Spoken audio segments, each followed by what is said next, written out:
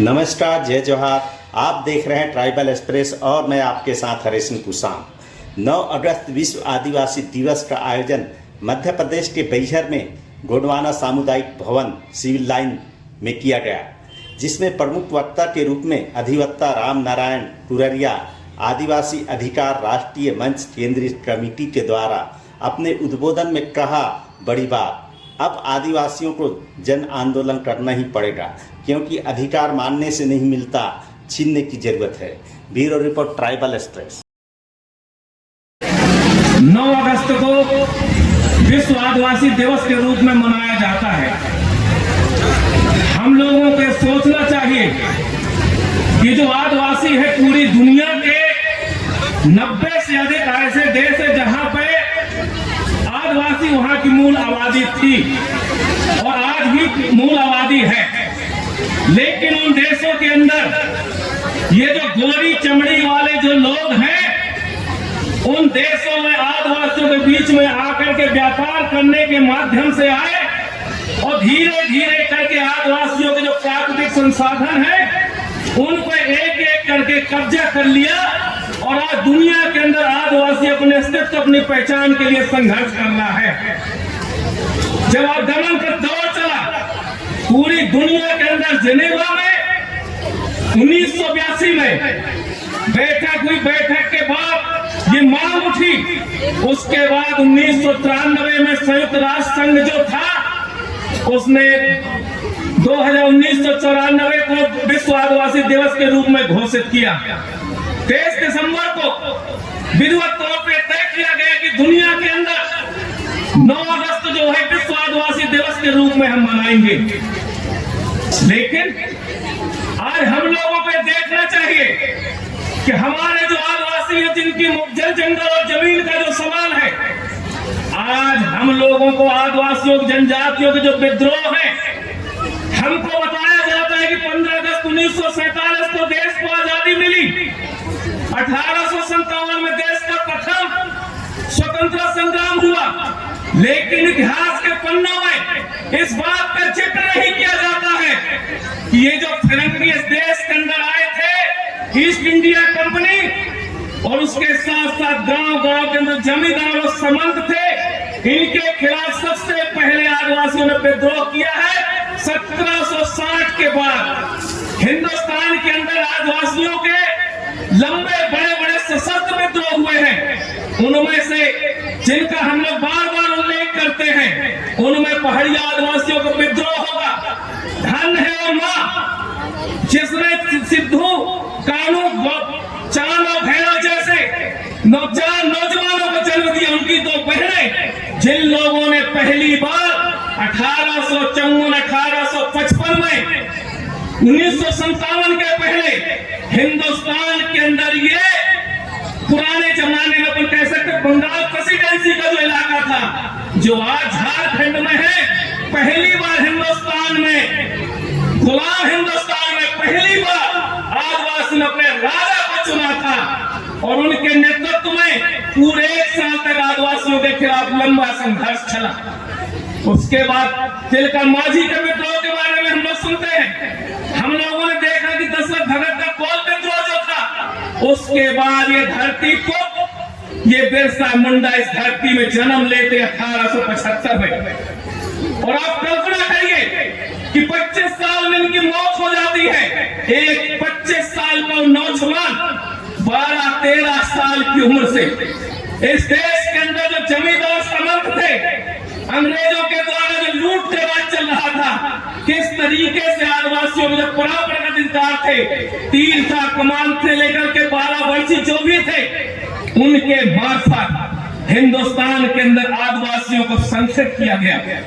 उसके बाद आखिरी समय में हमारे आपकी मुखारी कह सकते हैं, आखिरी में बिरसा मुंडा गिरफ्तार होते हैं और रांची की जेल में उनको स्लो पॉइजन दिया जाता है और 1900 में उनको अपने प्राणों को बलिदान देना पड़ता है।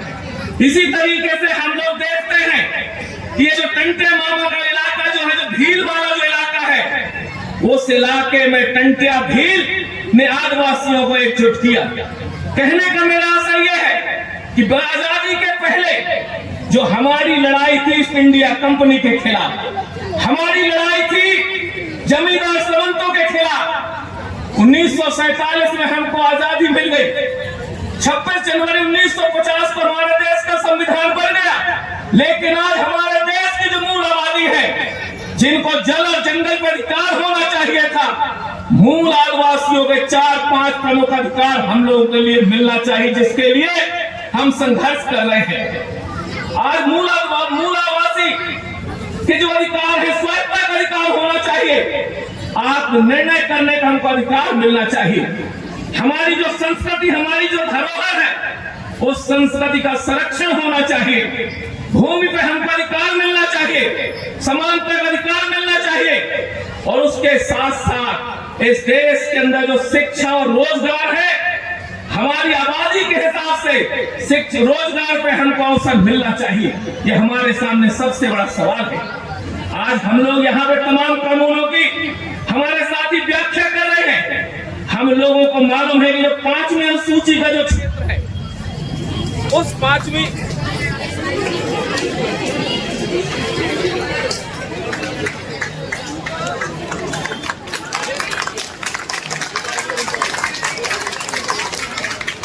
उल्लेख किया गया है। ये जो हमारे आदिवासियों का जो रूढ़ी प्रथा है, जिन इलाकों में ये 5वीं अनुसूची वहां पे लागू है, ये रूढ़ी प्रथा को ग्राम सभा एक बल प्रदान करता है, एक ताकत प्रदान करता है। हमारे देश के अंदर जो संविधान में जो है, भारत का जो संविधान का अनुच्छेद 13 की धारा जो है, उसमें इस तरीके का प्रावधान है। हिंदुस्तान के भारत का जो संविधान है, उस संविधान के अंदर ये प्रावधान है कि अनुसूचित क्षेत्र जो है, उन 5वीं अनुसूचित क्षेत्रों में गैर आदिवासी अगर हैं, अगर वहां व्यापार करना चाहे, प्रवेश करना चाहे, तो अनुमति लेने की बहुत ज्यादा वहां पे जरूरत है। लेकिन इसका कहीं कोई पालन नहीं हो रहा है। आदिवासी इलाके में लोग आते हैं, लूट करके चले जाते हैं, व्यापार करते हैं। और उसके बाद हमारे देश का जो संविधान है, उस संविधान की धारा 244 का भाग 1 है, 5वीं अनुसूची का पैरा 3 आप लोग देख लीजिए, जिसमें साफ प्रावधान दिया गया है कि जहां पे 5वीं अनुसूची लागू है, वहां पे भारत का संसद हो चाहे राज्य विधानसभा हो, विशेष प्रावधान उस इलाके के अंदर लागू नहीं होंगे। यह 5वीं अनुसूची में स्पष्ट तौर पे उल्लेख किया गया है। लेकिन इसका क्या कहीं कोई पालन हो रहा है? आज यहाँ पे हमारे तमाम साथी जो यहाँ पे बैठे हैं, आज हमारे सामने सबसे बड़ी समस्या क्या है? जैसा मैंने कहा कि बिरसा मुंडा जी ने संघर्ष किया, प्राणों का बलिदान दिया, हम आदिवासियों को जल जंगल और जमीन पे हमारा अधिकार दिलाने के लिए। लेकिन आज हालत क्या है? आदिवासियों के लंबे संघर्षों के बाद हमारे देश की संसद में 2006 में वन अधिकार कानून पास होता है। कानून में प्रावधान क्या है? कानून में प्रावधान यह है कि 13 दिसंबर 2005 तक जहां पे जंगल जमीनों पे आदिवासियों का कब्जा है, उन आदिवासियों को जंगल जमीनों का पट्टा मिलने का कानूनी अधिकार है।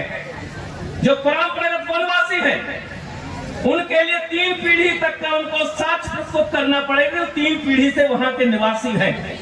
लेकिन आज हो क्या रहा है?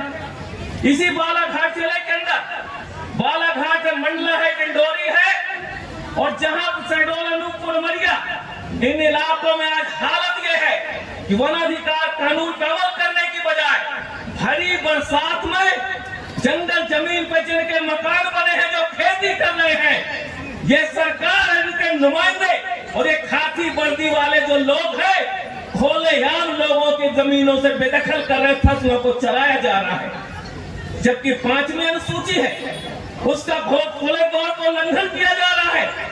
और अब हमारे सामने सबसे बड़ा सवाल यह है कि पूरे मध्य प्रदेश में 5,70,000 से ज्यादा दावे आपत्ति जो दावे किए गए थे 2008 और 2009 में, उसके बाद उन आधे से ज्यादा जो आवेदन है, बिना उनका सत्यापन किए जंगल जमीन पर कब्जे के आवेदनों को निरस्त कर दिया गया।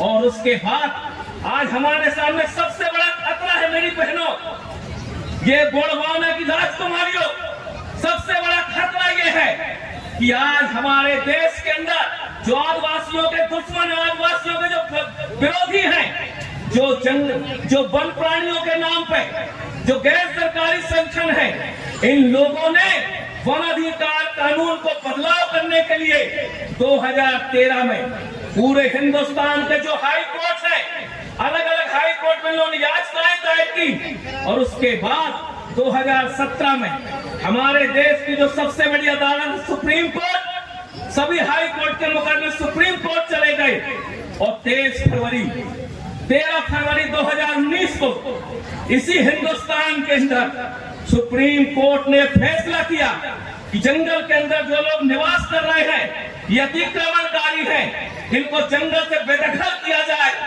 और सुप्रीम कोर्ट में आदिवासियों का जो पक्ष रखना चाहिए था भारत सरकार के वकील को पेशी में अनुपस्थित होने की वजह से ये आदेश हुआ।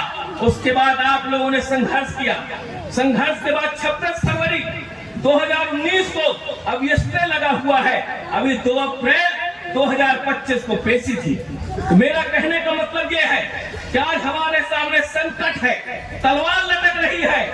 अगर भारत सुप्रीम कोर्ट अगर हमारे खिलाफ अगर फैसला करता है तो इस देश के लगभग मान के चलिए कम से कम अगर 10 करोड़ आदिवासियों की आबादी है तो जंगल में निवास करने वाले जीविका जिनकी है लगभग 5 करोड़ आदिवासी ऐसे होंगे जिनके ऊपर इसका सीधा असर पड़ेगा। हम लड़ रहे हैं कि जंगल जमीन का हमको पट्टा दिया जाए, लेकिन दूसरी तरफ सावधान रहिए, ये जो बोर्ड के ठेकेदार हैं जो हमको खैरात बांटना चाहते हैं, आज इसी मध्य प्रदेश के अंदर भारतीय जनता पार्टी की सरकार ने 2025 वन पुनर्स्थापना नीति तय कर ली है। और वो नीति क्या है? वो नीति ये है कि मध्य प्रदेश के अंदर 97 लाख हेक्टेयर वन भूमि है। 97 लाख हेक्टेयर का मतलब लगभग 2.5 करोड़ एकड़ मध्य प्रदेश के अंदर वन भूमि का रकबा है। सरकार क्या कर रही है? उसमें से 37 लाख हेक्टेयर वन भूमि सरकार दे रही है इस देश के अडानी अंबानी जैसे पूंजीपतियों को। किस नाम पर? जो बिगड़े जंगल हैं, जंगलों में वृक्षारोपण होगा, फलदार वृक्ष लगाए जाएंगे। और याद रखिए वो बिगड़े जंगल कौन से हैं? बिगड़े जंगल वो हैं सरकारी रिकॉर्ड में जहां हम खेती कर रहे हैं, जहां हम निवास कर रहे हैं। अब वो जमीन से हमको बेदखल करने के लिए 1000 से लेकर के 10,000 एकड़ जमीन तक के पट्टे सरकार के बड़ी बड़ी कंपनियों को सौंपने की नीति तैयार हो गई है। लंबा संघर्ष करने की हमको जरूरत है। तो एक ये हमारे सामने सवाल है, ये हमारी माँ ये धरती के रक्षण कर पाएंगे कि नहीं? कफन बांध करके हमको अपनी माँ अपनी जमीन की रक्षा करने के लिए हम आदिवासी समुदाय के लोगों को मैदान पर उतरना पड़ेगा। राजनीति से हट करके इस लड़ाई को लड़ना पड़ेगा। आज मध्य प्रदेश के अंदर हालत क्या है? यही बालाघाट है, यही डिंडोरी है। किस तरीके से आदिवासियों की जमीनों की लूट का खेल चल रहा है, कभी आप कल्पना करेंगे? भारतीय जनता पार्टी का विधायक संजय पाठक जो मंत्री था, डिंडोरी के अंदर 4 गांव हैं, उन 4 गांव में 1100 एकड़ जमीन 4 कटनी जिले के आदिवासी जिनका नाम रघुराज होगा, राकेश होगा, नत्थू होगा, प्रहलाद होगा। आप कल्पना करिए 4 आदिवासियों की 1100 एकड़ जमीन 4 आदिवासियों के नाम पर रजिस्ट्री करा ली जाती है। और पैसा किसका है? संजय पाठक का। वहां पे बॉक्साइट की खदानें स्वीकृत हो रही हैं। तो एक तरफ ये खदान के नाम पे हमारी जमीनों का अधिग्रहण कर रहे हैं, दूसरी तरफ जिस बालाघाट के अंदर हम लोग बैठे हैं ये कान्हा नेशनल पार्क है, जहां पे मंडला भी प्रभावित होकर बालाघाट क्यूली भी। आज इस इलाके के अंदर ये जो कान्हा नेशनल पार्क का जब विस्तार किया जा रहा है, आपके बालाघाट से लेके ये बैहर का जो इलाका है, मलाज खंड का जो इलाका है, 55 से ज्यादा खंड है। विस्तार के नाम पर गांव प्रभावित होंगे और उनके सामने संकट पैदा होगा कि उस गांव के अंदर बचेंगे कि नहीं, उनकी बेदखली करने की तैयारी चलेगी। तो एक तरफ खनन के नाम पर आदिवासियों को बेदखल किया जा रहा है, दूसरी तरफ ये जो बड़े बड़े पार्क बनाए जा रहे हैं उनके नाम से हमको बेदखल किया जा रहा है। और तीसरा, बड़े बड़े बांध के नाम पे हम आदिवासियों को कब्जे की जमीनों से बेदखल कर रहे हैं। तो हमारे सामने सबसे बड़ा सवाल है कि हम अपनी जमीन की रक्षा कर पाएंगे कि नहीं। कानून के अंदर हमको जो अधिकार दिए गए हैं उन अधिकारों को हासिल करने के लिए जितनी बड़ी ताकत हम लोगों को मैदान को करना चाहिए, अभी भी उस संघर्ष में कमी है। दूसरा जो सवाल हमारे सामने है वो सवाल ये है साथियों कि जिस तरीके से आज हम यहाँ पे चर्चा कर रहे हैं, ठीक इसी तरीके से पूरे हिंदुस्तान के अंदर जमीन की जो लूट का खेल चल रहा था, कंपनियों को सरकार जो छूट दे रही थी, अभी तक हमारे देश के अंदर उद्योग लगाना है, रोड निकालना है, कोई जगह काम करना है तो 1884 का भूमि अधिग्रहण कानून था। आदिवासियों के लंबे संघर्ष, भूमि आंदोलन की वजह से हमारे देश की संसद में पहली बार 2013 में भूमि अधिग्रहण कानून पास हुआ। कानून क्या कह रहा है? कानून में स्पष्ट प्रावधान लिखा है कि किसी भी आदिवासी क्षेत्र में 5वीं 6वीं अनुसूची जहां पर लागू है, अगर वहां पर उद्योग लगाना है, जमीनों के अधिग्रहण अगर करना है, वहां पे ग्राम सभा में 100 में से 80 लोगों की सहमति चाहिए। बिना ग्राम सभा की सहमति के आप जमीनों का अधिग्रहण नहीं कर सकते हैं। ये भूमि अधिग्रहण अधिनियम 2013 में प्रावधान है। लेकिन हो क्या रहा है? हो ये रहा है कि ग्राम सभा में सरपंचों के ऊपर दबाव डाला जाएगा, फर्जी ग्राम सभाएं आयोजित कर ली जाती हैं और फर्जी ग्राम सभाओं के मार्फत प्रस्ताव डाल करके आज पूरे इलाके में जमीन की लूट का खेल चल रहा है। इस कानून में प्रावधान यह है कि अगर आप जमीन लेते हैं तो जमीन के बदले जमीन देना पड़ेगा, और उसके साथ साथ अगर किसान अपनी जमीन देने के लिए तैयार है तो बाजार मूल्य का 4 गुना आपको मुआवजा देना पड़ेगा। लेकिन हो क्या रहा है? मध्य प्रदेश के अंदर एक नया कानून बना लिया है, उसमें 4 गुना का उन्होंने तय कर लिया कि गांव की जो अधिकतम रजिस्ट्री होगी वो मापदंड होगा। तो भूमि अधिग्रहण कानून के सवाल पे, वन अधिकार कानून पे अमल करने का जो सवाल है, ये तमाम मुद्दे ऐसे हैं साथियों जिनको लेकर के हम और आप लोगों को लंबा संघर्ष करना पड़ेगा। अगर हम नहीं लड़ेंगे तो हमारी जो पहचान है, हमारा जो अस्तित्व हो खत्म हो जाएगा। कभी आप लोग कल्पना करें कि आज जिन गांव के अंदर हम लोग रह रहे आदिवासी हैं, आदिवासी प्रकृति की पूजा करता है, आदिवासी नदी की पूजा करता है, आदिवासी पहाड़ों की पूजा करता है। लेकिन आज हो क्या रहा है? आज हो ये रहा है आरएसएस से जुड़े जो संस्थाएं हैं, वनवासी कल्याण परिषद के नाम पे जो लोग काम कर रहे हैं, आज करोड़ों रुपया उनका फंड आ रहा है और धीरे धीरे करके आदिवासियों का हिंदूकरण करने की कोशिश कर रहे हैं। आज हमारे जो देवी देवता थे उनकी जगह गांव गांव के अंदर गणेश जी पहुंच गए, दुर्गा जी पहुंच गई होंगी, और धीरे धीरे करके हमारी संस्कृति के ऊपर हमला किया जा रहा है। इसलिए हम लोगों को अपनी संस्कृति को बचाने का सवाल है। आज सबसे बड़ी जो हमारे सामने चुनौती है, आप लोगों को मालूम है कि आज पूरे देश के अंदर जनगणना की बात चल रही है। जनगणना में कालम क्या लिखा है? हिंदू हो, मुसलमान हो, सिख हो, ईसाई हो, अन्य। हम आदिवासी हैं, न हम हिंदू हैं न हिंदू मुसलमान हैं, आदिवासी कबीलाई संस्कृति के हैं। लगातार हम अपने मंच के माध्यम से हम ये मांग उठा रहे हैं कि जनगणना में एक कालम जोड़ा जाना चाहिए कि आदिवासी को एक अलग कालम के जो उसका चिन्हांकित होना चाहिए। जब तो पता चलेगा कि हमारी आबादी कितनी है। हमारा हिंदूकरण करना चाहते हैं ये लोग, हमारी भावनाओं के साथ खेलना चाहते हैं। इसलिए हम आदिवासी संघों से यही कहना चाहते हैं कि इस आवाज को बुलंदी के साथ उठाइए कि जो जनगणना होगी उसमें हमारा एक अलग से कालम होना चाहिए, उसमें हमारा धर्म है, हमारा आदिवासी हमारे धर्म होगा। तो ये तमाम ऐसे मुद्दे हैं। दूसरा सवाल, ये जो हमारे बच्चे बैठे हैं, कितने प्यारे प्यारे बच्चों ने अपना डांस किया, इनका मकसद क्या है? ये क्या सपना देख रहे हैं? इनका मकसद ये है कि हम शिक्षा हासिल करें, शिक्षा हासिल करने के बाद हमारे हाथों को हमको रोजगार मिले। रोजगार इसलिए चाहते हैं नौजवान कि इस देश की तरक्की में अपना हाथ बढ़ाना चाहते हैं। लेकिन हो क्या रहा? पूरे हिंदुस्तान के अंदर जैसा मैंने कहा कि राष्ट्रीय पैमाने पर आदिवासियों की आबादी 9% है, मान लो मध्य प्रदेश में 22% आदिवासी है, लेकिन केंद्र सरकार की जो दफ्तर है, चाहे सेना हो, चाहे सुरक्षा संस्थान हो, चाहे रेलवे हो, चाहे बैंकें हो, आज उन इलाकों में आदिवासियों के पद खाली हैं, लेकिन उस सरकार उन पदों को भरने की बजाय आज धीरे धीरे करके हमारे हाथों से रोजगार छीनने के लिए हर विभाग में आउटसोर्स चालू हो गया, ठेका चालू हो गया, संविदा के तौर पर नियुक्तियां की जा रही है और इनमें प्राइवेट सेक्टर में कहीं पर भी आदिवासियों के लिए आरक्षण की सुविधा नहीं है। तो फिर हमारी मांग क्या होगी? हमारी मांग ये है, ये तमाम तरह की जो भर्तियां हो रही हैं, इन भर्तियों में आदिवासियों के लिए आरक्षण की सुविधा मिलना चाहिए। अगर सुविधा नहीं मिली तो आरक्षण कागज में रखा रहेगा और अगर उसका प्रावधान लागू नहीं होगा तो आप कल्पना करिए, ये जो नई पीढ़ी है जो रोजगार चाहती है, इनके हाथों से रोजगार छीना जा रहा है और धीरे धीरे करके आपने कभी कल्पना किया?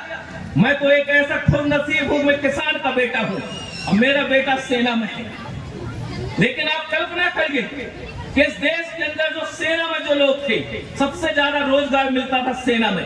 अग्निवीर के नाम पर नौजवानों को 4 साल के लिए प्रतिबंधित किया जा रहा है।